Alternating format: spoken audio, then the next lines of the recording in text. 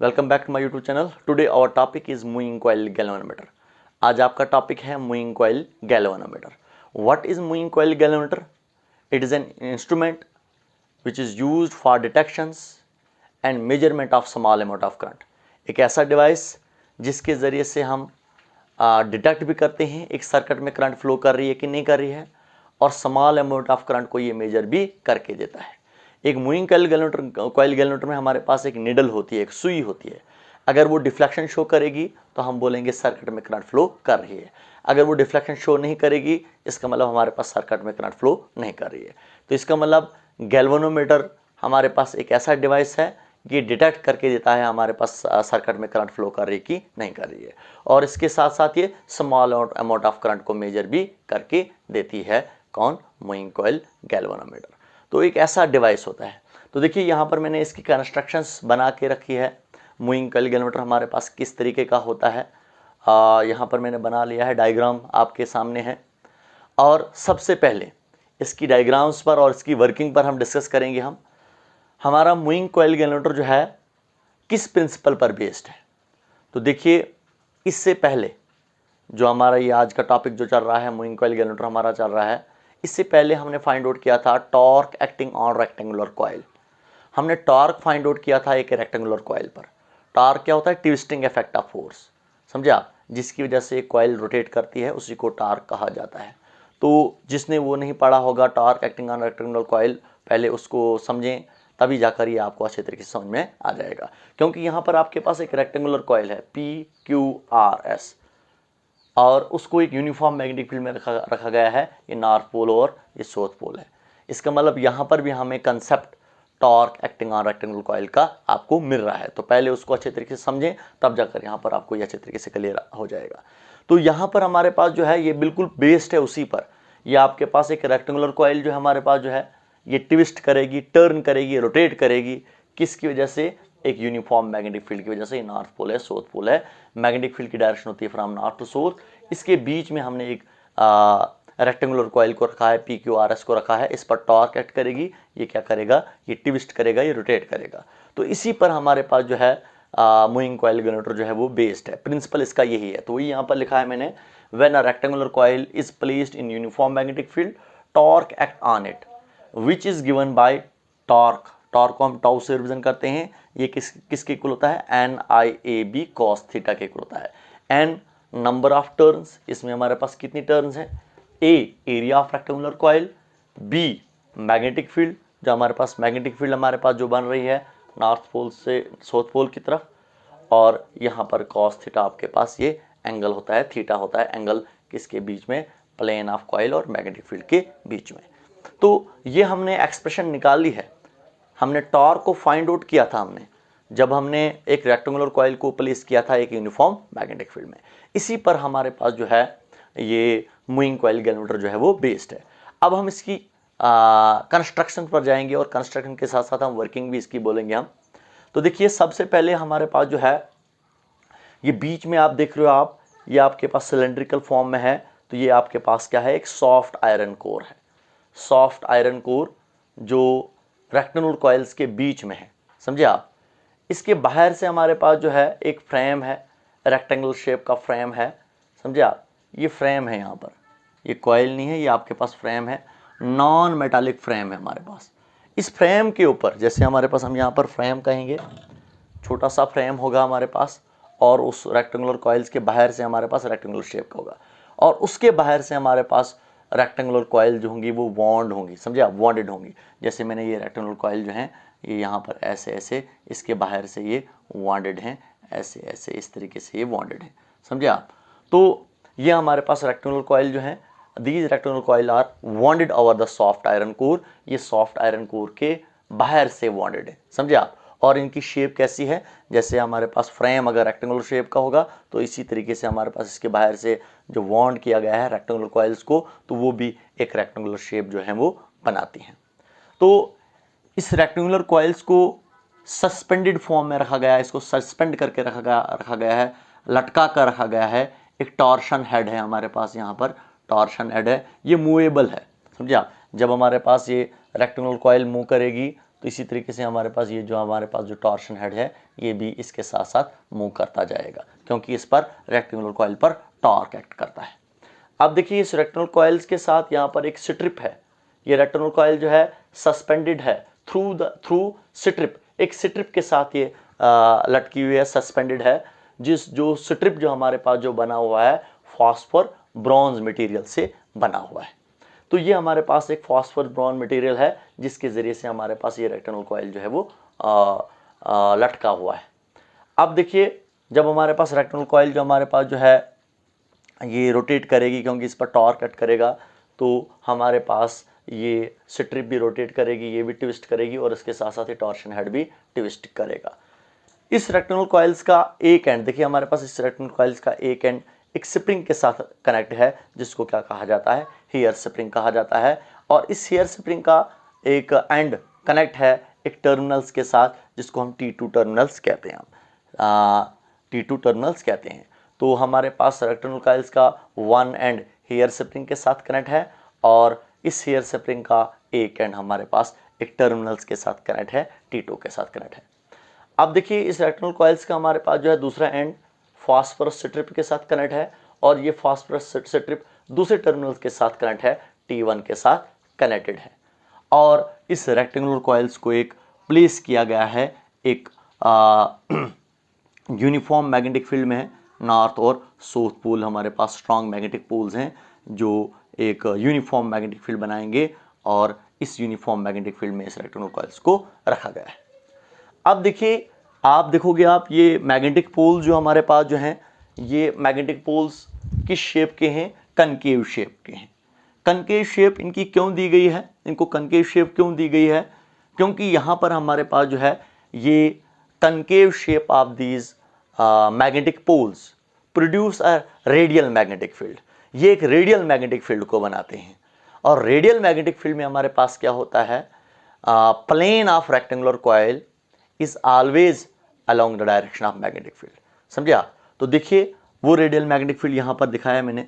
जैसे अभी rectangular coils का अगर टॉप व्यू दिखाऊंगा मैं, क्योंकि रेक्टेंगुलर कॉइल्स का ये हमारे पास जो है रेक्टेंगुलर कॉइल जो हमारे पास जो है एक सॉफ्ट आयरन कोर के साथ बॉन्डेड है। बीच में हमारे पास क्या है, एक सॉफ्ट आयरन कोर है, सिलेंड्रिकल फॉर्म में है। समझे आप, इसका मतलब उसका सिलेंड्रिकल आपको फॉर्म में है, तो टॉप व्यू उसका आपको गोल नज़र आएगा, सर्कुलर फॉर्म में नज़र आएगा। तो कनकेव शेप है, इसका मतलब एक हमारे पास साउथ पोल ऐसे होगा, नॉर्थ पोल ऐसे होगा। समझे आप, तो इस तरीके से होगा। तो यहाँ पर आप देखोगे आप, तो यहाँ पर आपके पास एक रेडियल मैग्नेटिक फील्ड बनेगी। हालांकि ये रेडियल मैग्नेटिक फील्ड का कंसेप्ट हमने पढ़ा है पीछे। रेडियल मैग्नेटिक फील्ड कैसे बनेगी, जैसे यहाँ से नॉर्थ पोल से मैग्नेटिक लाइंस ऑफ फोर्सेस निकलेंगी और हमारे पास जो है ये थ्रू इसके थ्रू हमारे पास हम कहेंगे ये जो आपके पास ये यहाँ पर मैंने आपको कहा सॉफ्ट आयरन कोर का टॉप है, टॉप व्यू है, इसको काट के हमारे पास जो है इस एंड पर साउथ एंड पर चली जाएंगी और नॉर्थ पोल से हमारे पास मैग्नेटिक लाइंस ऑफ फोर्सेस निकलेंगी और ऐसे चली जाएंगी, यहाँ से निकलेंगी तो ऐसे चली जाएंगी। इसका मतलब अगर मैंने ये एक रेडियल मैग्नेटिक फील्ड हमारे पास ये बना रहा है, कौन, ये हमारे पास नॉर्थ पोल और साउथ पोल जिनकी कॉनकेव शेप है। ये इसलिए है क्योंकि यहाँ पर अगर हमारे पास, क्योंकि ये रेक्टेंगुलर कॉइल जो है, जैसे दिखाऊंगा इसका ये टॉप व्यू दिखाऊंगा मैं, ये ऐसे रोटेट कर रही है, तो ऐसे हमारे पास है। इसका मतलब इसकी पोजीशंस ऐसी भी हो सकती है, इसकी पोजीशन ऐसे भी हो सकती है, इसकी पोजीशन ऐसे भी हो सकती है।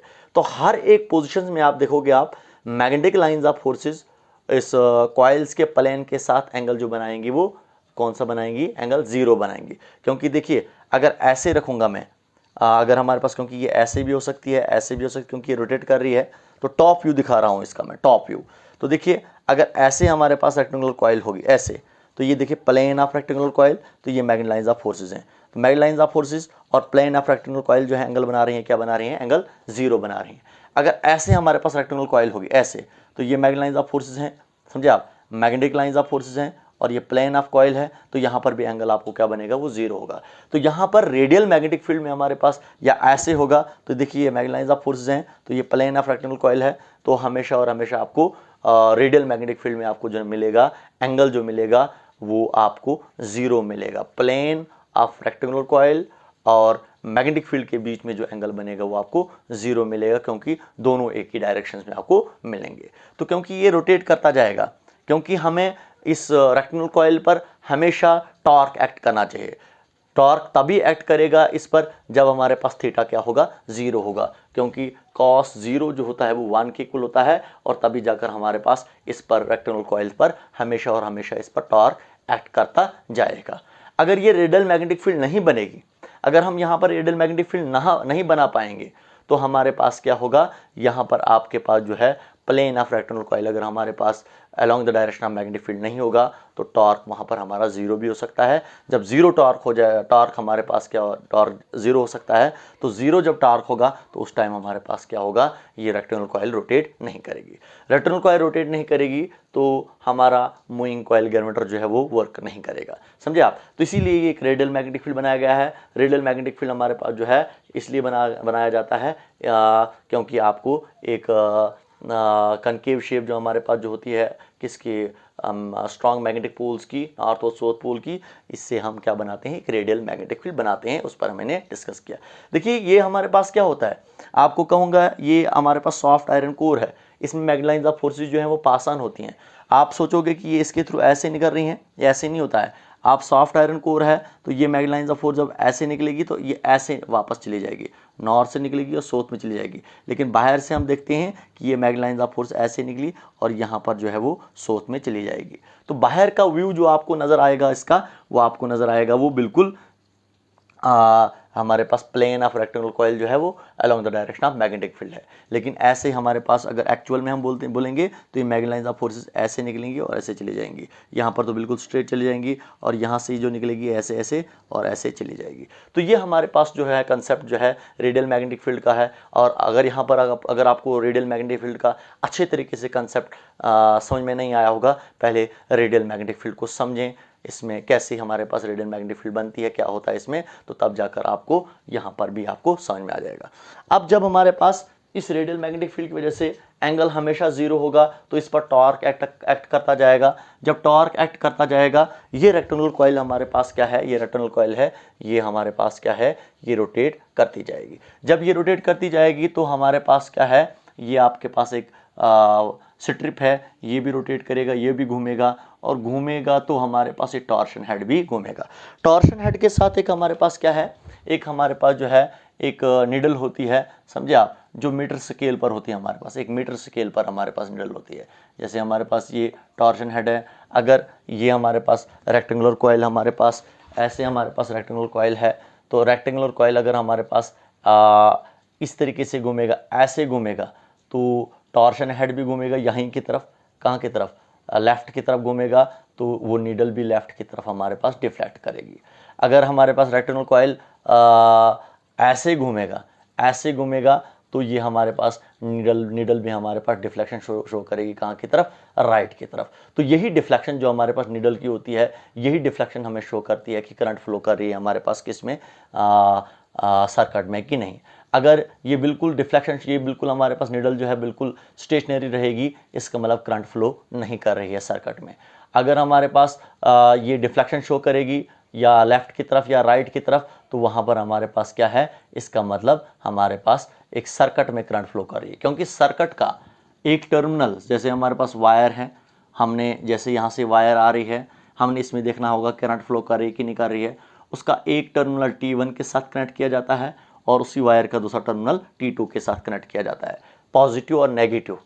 और जब वो उसके साथ कनेक्ट किया जाता है, तो जैसे हमारे पास यहाँ से करंट निकलेगी ऐसे ऐसे, हमारे पास यहाँ पर देख रहे हो आप, करंट ऐसे ऐसे हमारे पास, ये ऐसे ऐसे हमारे पास नीचे के लिए आ रही है। तो इधर हमारे पास इनवर्ड्स की तरफ है और इधर हमारे पास आउटवर्ड की तरफ, हमारे पास अपवर्ड की तरफ है, और यहाँ पर इनवर्ड्स की तरफ है। तो यह हमने पढ़ा है कि हमारे पास एक फेस पर अगर हमारे पास रेक्टेंगुलर कॉइल में करंट अपवर्ड की तरफ होती है, दूसरी साइड इनवर्ड्स की तरफ होती है। अगर यहाँ पर करंट इस फेस में हमारे पास करंट इनवर्ड्स की तरफ होगी, तो यहाँ इसमें हमारे पास अपवर्ड की तरफ होगी, तो ये एंड हमारे पास इस पर फोर्स लगेगी डाउनवर्ड डायरेक्शन में, इस पर फोर्स लगेगी अपवर्ड डायरेक्शन में, तो इसकी वजह से क्या करेगा, ये रोटेट करेगा। तो ये हमने पूरा डिस्कस किया है, किस में डिस्कस किया है हमने, torque acting on rectangular coil पर हमने डिस्कस किया है कि कैसे इस पर टॉर्क एक्ट करता है, इन फेसेस पर हमारे पास कैसे टॉर्क एक्ट करता है, इस फोर्स पर इस आर्म पर कैसे फोर्स लगती है, इस आर्म पर कैसे फोर्स लगती है, जिसकी वजह से ये क्या करता है, ये रोटेट करता है। तो करंट जो हमारे पास है वो पॉजिटिव और नेगेटिव, पॉजिटिव हम कहेंगे इसके साथ करंट है, नेगेटिव इसके साथ करंट है, तो इसका मतलब वो करंट हमारे पास फ्लो करेगी, इसमें भी हमारे पास कॉइल में भी। करंट जब कॉइल में फ्लो करेगी तो ये रेक्टेंगुलर कॉइल है तो इस पर टॉर्क एक्ट करेगा, समझे आप। तो टॉर्क एक्ट करने की वजह से ये घूमेगा, तो घूमने के साथ साथ हमारे पास टॉर्शन हेड भी घूमेगा, टॉर्शन हेड के साथ एक नीडल है तो वो भी घूमेगी, ऐसे ऐसे घूमेगी। जब वो डिफ्लेक्शन शो करेगी तो इसका मतलब हमारे पास इस सर्किट में जो हम जो सर्किट जिसके पॉजिटिव और नेगेटिव हमने T1 और T2 के साथ कनेक्ट किए थे, जिनको टर्मिनल्स कहा जाता है T1 और T2, इसका मतलब उस सर्किट में हमारे पास करंट फ्लो कर रही है।